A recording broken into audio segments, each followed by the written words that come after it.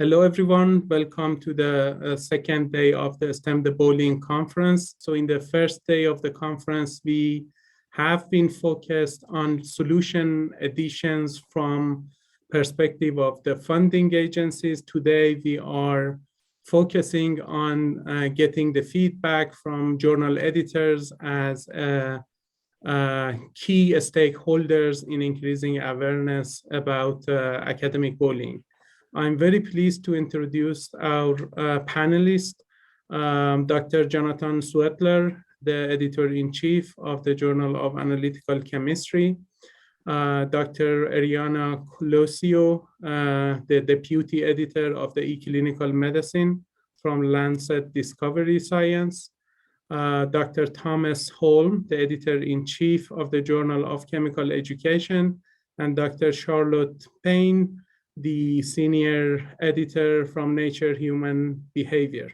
So I have 4 questions for the panelists, and after getting their feedbacks, we will basically open the panel discussion for audience to ask their questions. So my first question is that most of the publications in the field of academic harassment, and I'm talking about the whole category of harassment, from sexual harassment to incivility to academic bullying. Most of the basically literature comes from the social sciences. And when we talk about the people that are being harassed in chemical sciences, in medicine, in physical sciences, they basically even not aware about those publications in the field, and they basically wonder why other journals in their field do not participate in increasing awareness about the issue. So my first question from the editors is that, what is your first reaction when you get a paper that talks about these common issues of the scientific fields, like academic harassment or academic bullying or academic incivility? If you have not received any manuscript so far, what your reaction would be? Would you reject it right away because it's out of the main scope of the journal, or you have other perspective about that? Or in the case that you have seen previous submission, what was the procedure at the editorial level? So let's start with Dr. Sweatler. That's a great question. As you know, we have received one. So, by the way, Analytical Chemistry is a journal that publishes chemical measurement science. We get about 5,000 papers a year, and we publish about 1,300, to give you a scale. We publish, besides research papers, we publish perspectives and features that are to talk about. We've talked about chemical education, for example, in different countries, what they do for analytical chemistry, and we have editorials. And so a paper that was an editorial or a perspective, we would welcome. If it's a research paper that goes into, for example, research aspects, it would be a little bit harder because we're not normally, I look at that as how we evaluate and research that. And I think the reviewers of our journal are not used to dealing with, say, social science type or questionnaires or others on human responses. And so it really depends. I would welcome a paper that was a perspective on the topic. And it's harder for me to understand how I would review a research contribution on the topic, just because it's so outside of what we normally review. And I also worry, because we've gotten a few research papers and other topics, they sort of get lost because of that. And so it really depends on the specifics. When we have gotten it, I always consult with other, papers outside. I always consult with other members of our associate editors advisory board, or even the ACS staff, to say, is this appropriate? But I really would welcome papers more on the summarizing the results and how to deal with it, as opposed to maybe more on one that does the surveys of people, if that makes sense. Fantastic. Yes, that makes perfect sense. Dr. Colosio, what is your impression? Everyone. Yeah, thanks. That's a very good question. So to be honest, we always welcome also social sciences paper related to the more broader medical field. So regarding the question, what is the first reaction? We've always consider them within our team. And yeah, it is true that maybe the methodology is slightly different than the standard paper we would receive. But I think that is not really a deterrent for not considering a paper. To be honest, it's a matter of finding reviewers that understand that methodology and can tell us about it. The thing is, to be fair, we haven't receiving a lot of papers in the field. So we have published and received some, but it's very, very rare. And I think also finding reviewers is more difficult because it seems more, more in a way, a kind of underrepresented area that should be further developed in a way from what we have received. But yeah, I think we have published in the area and we are publishing more even now. So we are really happy and open. I think it's a very important topic and we are happy if we can highlight it. Thank you so much, Dr. Colosio. Dr. Holm, can we have your impression as well? Thank you again for the invitation as well. I would say that we haven't had a long tradition of working with this content, but we have fairly recently, we impaneled a special issue on diversity, equity, inclusion, and respect. And as a result, that one issue drew over 100 manuscript submissions. And so we kind of were tossed into the deep end in finding reviewers for all of those. But we, and not all of them were about academic bullying by any means, but there were probably 7 or 8 that touched in that general direction. A number of manuscripts, for example, that looked at the differences in opinion between faculty and students, graduate students in particular, which is one of the areas where academic bullying in some cases occurs, right? So I think there were, while we didn't go for an explicit, the call for papers didn't explicitly list that as an area of interest, we had people who responded to that. And now that that special issue has published, we are seeing authors discover that we are not hostile to publishing such papers, right? And so it does appear to be an important kind of transition moment for us as a journal to be able to perhaps have some more of that. We are for chemistry education, so it's a little hard for us to be broadly for STEM education. I think that's an issue that we still had some trouble with the special issues. Papers that came in that really didn't touch on chemistry very much at all, we had a harder time with. Right, yeah. And Dr. Payne? Yeah, right. So yes, we publish work on human behavior. So anything on bullying and harassment is very much within our scope. And we publish pieces, including yours, on pieces on bullying and harassment in academia in our front half. And that's where we get most of the submissions in this topic. And our front half is sort of our magazine opinion content. And we consider these to be of very high importance for our front half because essentially our opinion content is something that has the power to shape and impact how people see the most important issues in academia across the disciplines we cover, and we cover a lot of different disciplines. So we're pleased to be able to say yes, we would very much welcome submissions of opinion pieces. We would also welcome submissions of research pieces, absolutely. I think that it's very difficult. I think the difficulty is with that I've seen discussed with academic research in this area is that reliance on self-report comes with its own problems because, of course, it's not easy to disclose experiences and it's not easy to get representative samples on sensitive topics. So we recognize that as well. And I think, yeah, but we're very much within scope and would welcome pieces on this topic. Thank you so much. So my second question from the editors is that, like, as you may know, academic bullying and harassment have a wide spectrum of actions. So one of the actions and basically outcomes of academic bullying is a disagreement in the authorship.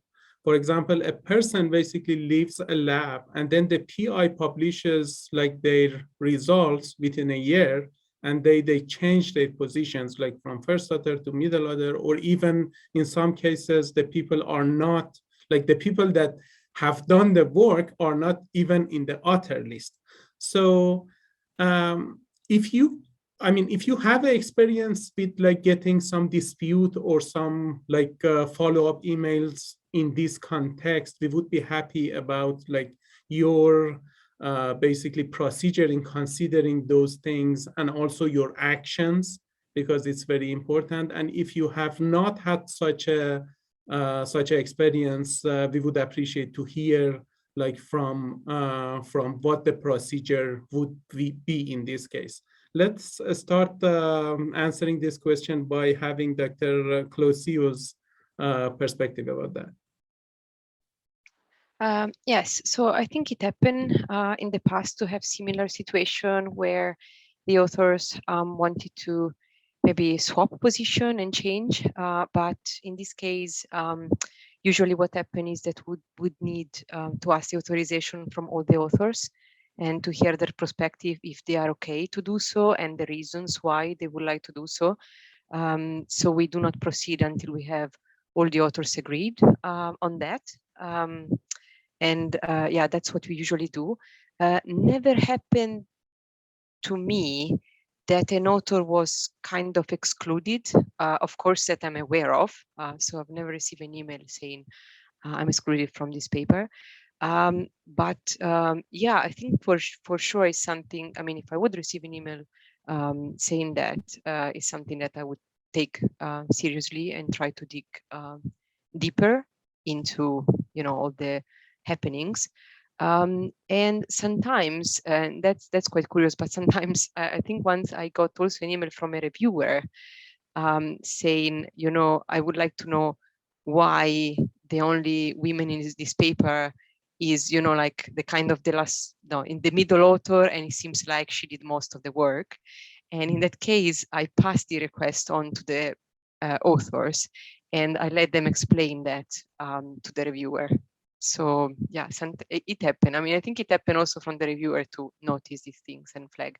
But yeah, of course, we take them quite seriously. Great. So I have one follow-up questions regarding your answer, and I think it's the area that it's very hard to get like I would say unanimous agreement from all authors. Was it any case that you need to like consult with the department or the institution that the complaints come from? No, so far there was always a reason and a common agreement. So I've never had a situation in which I had to contact someone else and dig further into what happened. Okay, thank you. Dr. Holm, what is your impression? Thank you. I will echo the fact that occasionally we have reviewers who point out important things that are helpful with respect to this. As an education journal, we sometimes get manuscripts where people refer to students doing a bunch of work, and then the students aren't listed on the paper, with their perception was off, I think. And we often have reviewers catch that, and then we emphasize those as important to consider. So I think it's really an admirable component of the scientific community in that we do watch for such things when we can. We have occasionally had some circumstances where there were questionable decision-making about author lists, and the ACS Publications actually has an ethics office that we can access to help adjudicate when, for example, a university informs us that there may be a problem with authors. We can work with them, and this larger, the ACS Publications publishes lots. It's more every other week, it seems like. So it's good to have that office that is deeply entrenched and interested in issues related to ethical concerns to help us resolving some of those things. Great, thank you. Dr. Payne? Yeah, it was interesting when you were starting to introduce this topic, Morteza. I realized it happened to me when I was a researcher. A paper that I worked on, and I'd agreed to be a certain position in the authorship list, and then I came back from fieldwork, and there it was, accepted, and I was in a different position in the field on the authorship list. And anyway, and as a student at that stage, I had no idea that I could actually write in and negotiate this. And so I haven't, as an editor, I've not been in the position where an author has written in and negotiated or spoken or discussed these issues. However, we would certainly welcome that. Something, though, that I think I can speak to on this is that we do try to have a policy to prevent what we call gift authorship and ghost authorship. Mm-hmm. So gift authorship being when, somebody hasn't really done any of the work and has first author or last author, and ghost authorship being where actually there's someone missing. So you've got author. So to combat this, we have an author contribution section, and we try to check off, compare the author list with the contributions, and also take a close look at the methods and acknowledgements to make sure that there's not somebody hiding in there who actually should be on the author list. And this has happened before in the case of international research, where we've noticed that our research has been done in a particular country, and all the authors are from another country. And we know they would have had local collaboration to be able to do the work. And then we've said to authors, actually, please acknowledge these individuals properly and bring them on board. And that's had results. And so I like to think that we do have some strategies in place to combat this, but also that we'd be open very much to people contacting us in cases where we might not have noticed. Yeah, thank you. Thank you so much. Dr. Sweatler. So now I have to admit, either analytical chemists or, when I say not very ethical, this has happened in every way. I can say I've had people complain about authors where somebody has been changed, they've been left out. They, so it's easy to see if they changed it after they submitted, because then you get to do the things that were mentioned. But a paper appears and they thought they were going to be first author and the third are left out. When I get those requests, first, let me step back. It's 1 in 1,000, 1 every few thousand. But if you do 5,000 papers a year times 10 plus years, it still is a dozen or more cases. The ACS does have an ethics office, but the first thing we do is we follow, there's a great website, a great organization, the Committee on Publication Ethics, and they have set up flowcharts. And one of the things they really bring up, you get these letters that are completely convincing that there's been an ethical problem. But the first thing you do is you ask everyone, and sometimes there's, it's like, wow, there is a reason, and the person did know, and whatever. But if you're not satisfied, and the person who wrote in is not satisfied, then I have to find out who to complain to at the place they did the research. And in the United States and in most of Europe, it's very easy. There's an ethics office. This could be the department head. You can find it. It's the vice chancellor for research, an ethics office. There are some universities that information is incredibly well hidden. Sometimes the student involved or the postdoc thinks that I'm an investigative person and I'm going to fly out to the university and read the people's notebooks to make the decision. And they're really shocked that I'm going to actually turn it over to somebody else like the university to look at if it can't be resolved. But, it's not the job of a journal editor to be the one that goes out to the university. And so in most cases, it's fairly straightforward how to deal with it. I've actually had a few universities that they're like, oh, that's not our job to investigate. So then you try to go to the funding agency, but it's a little awkward when, okay, it's a different country maybe, and then maybe it's language barriers, but it's hard to get it investigated. But most of the time, it's been resolved. It can take a while. Let me add several things. My goal is to educate, if it's a student or postdoc, how I'm approaching it. I write extra letters for explanation. I keep them informed. The ACS recently hired an ombudsperson to help also resolve aspects of this. They have somebody who can help with ethics. Once in a great while, I think it's happened 3 times in my career, that somebody then hires a lawyer. And as soon as they hire a lawyer, I've been instructed that I no longer have anything to do with it because now the ACS has a lawyer. So the funny thing is, as an editor, I'm in charge and we get involved. And as soon as lawyers get involved, it's like, okay, they push me aside and now it's a different issue. And I don't even know what happens in those cases. I guess, and it's sort of sad, and sort of the way it is. So I take this very seriously. I respond. I try to stay up on it. I ask for a lot of advice, and I listen to some of it. As I guess that's what we're supposed to do, and try to make sure that we understand what happened. And to be honest, this has happened. We talk about academic bullying. Twice it happened where somebody worked for a company and they're fired. And the company policy is that if somebody is no longer working there, they can't be on a publication. Well, the ACS, like most of our policy, is that if they did the work, they're on the publication regardless, right? And so then you get into a clash. It's like, well, at the end you have to basically say, then we can't publish your work. I don't know if I have the right to change the company policy, but then we can't publish. And that's happened. And that was sort of a shock.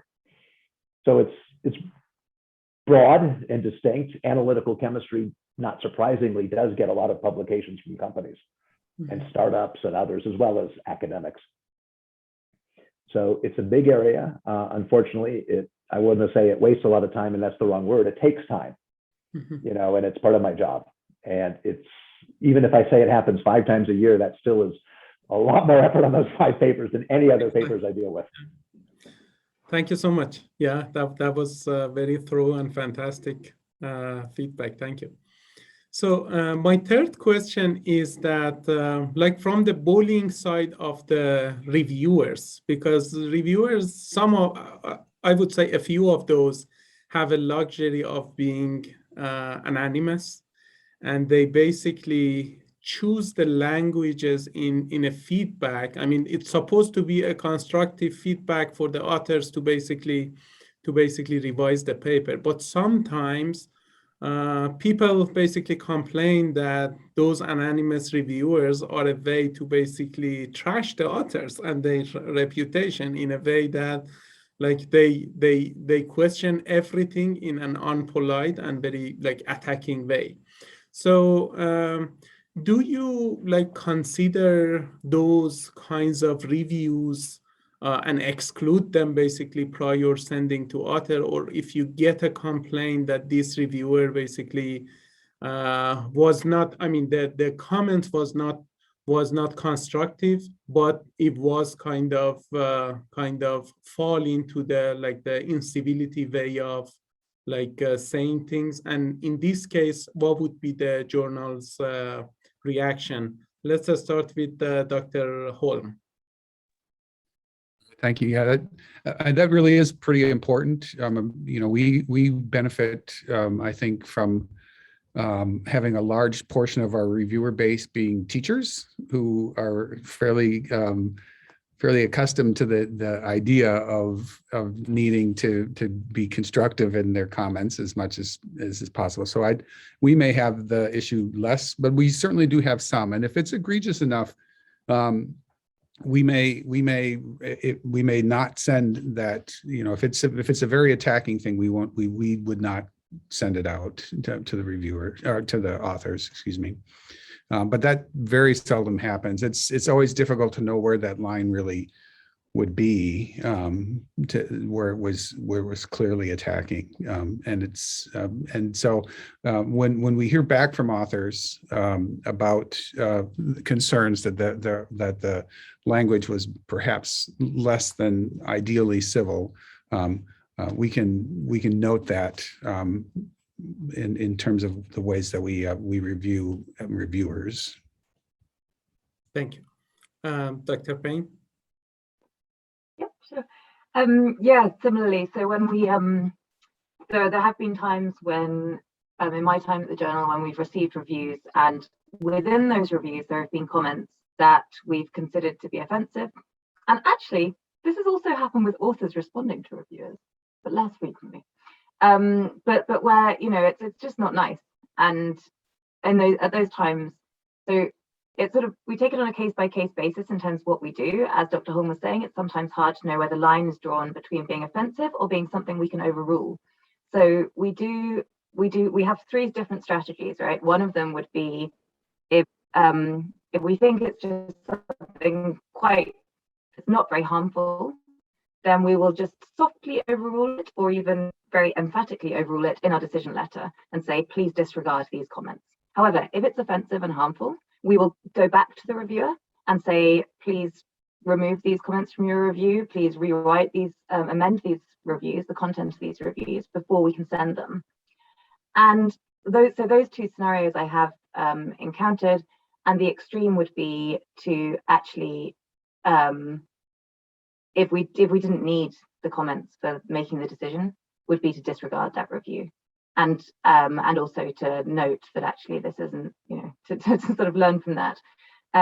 But yeah, so we do have strategies in place, and we certainly don't pass on reviews that could be offensive or bullying without editorial oversight.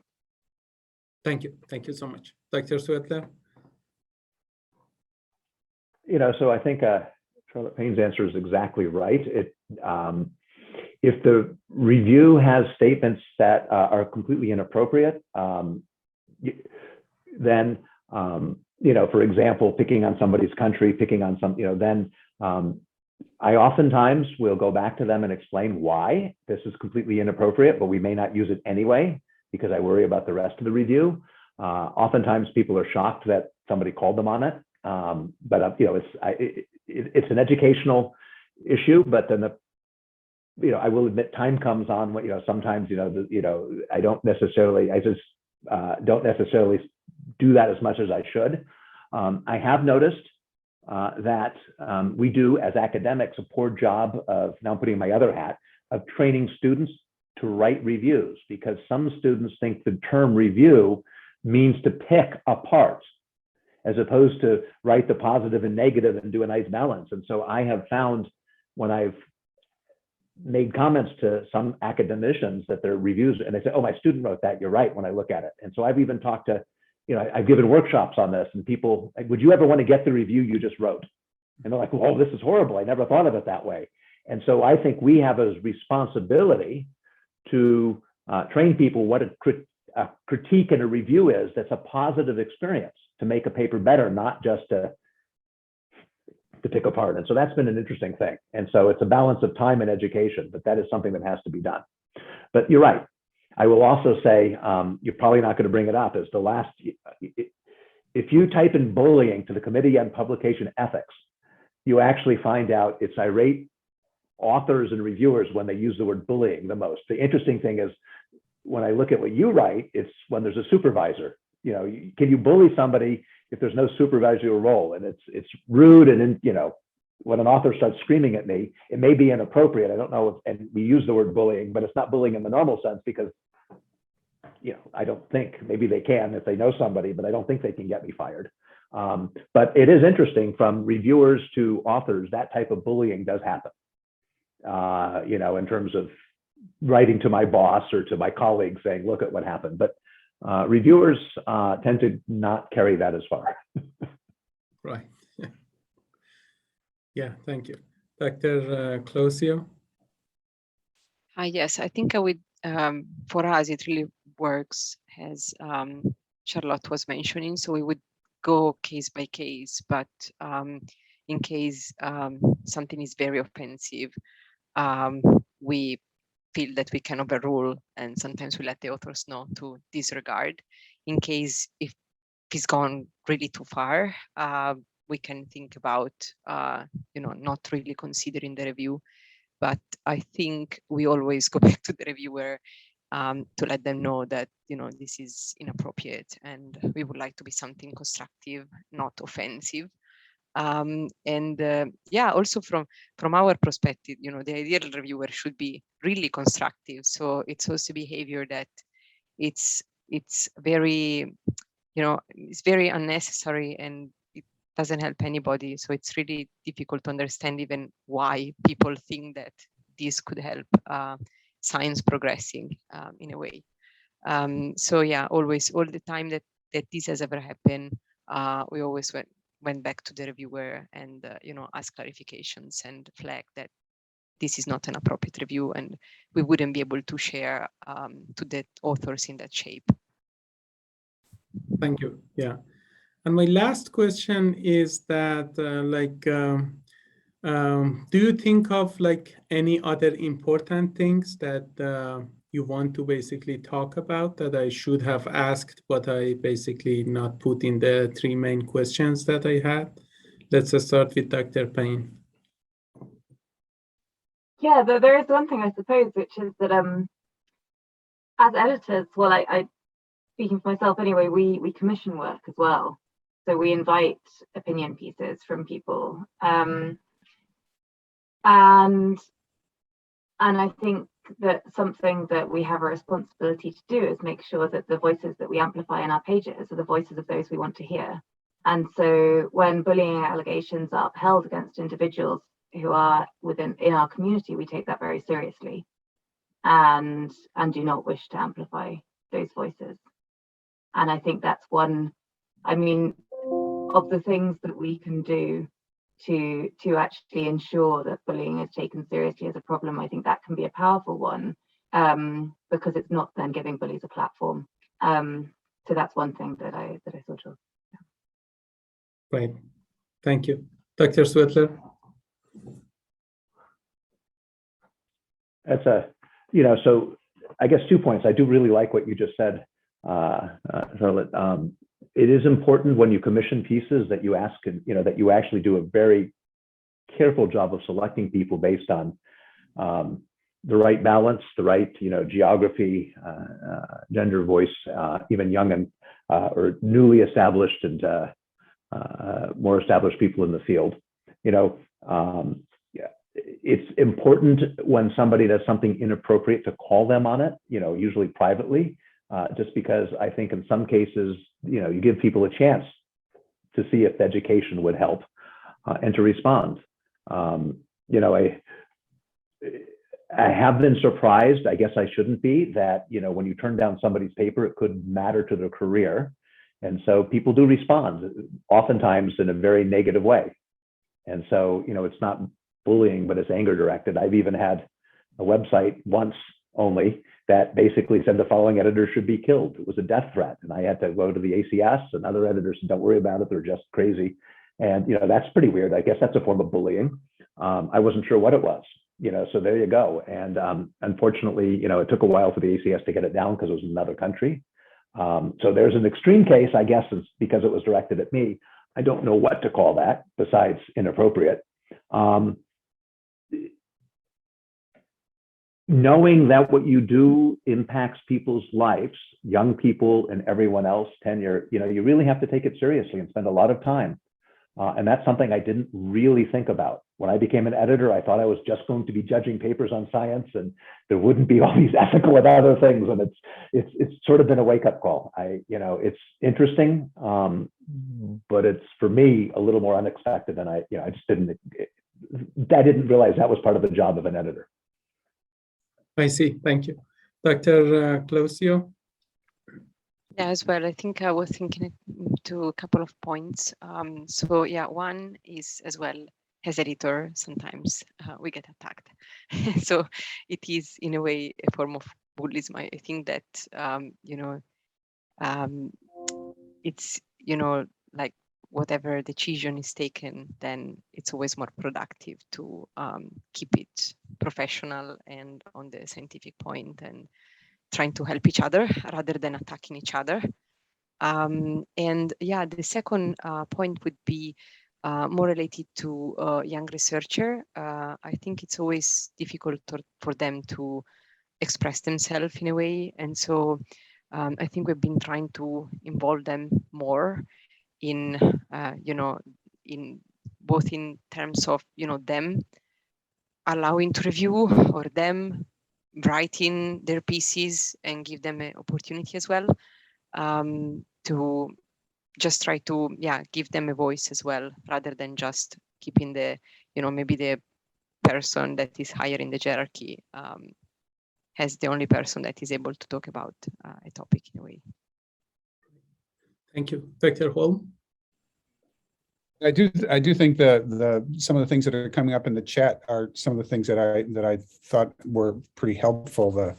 At the National Science Foundation, I would agree, does a pretty nice job with helping people in terms of learning constructive ways of reviewing grants, and try to help our reviewers recognize, and because many of our reviewers have worked on panels for NSF as well, so that try to carry over some of that from their other reviewing experience. Ask them, would this be something you would want to give to your program officer to give to somebody else, for example, is a way that I've tried to work with this to a certain extent as well.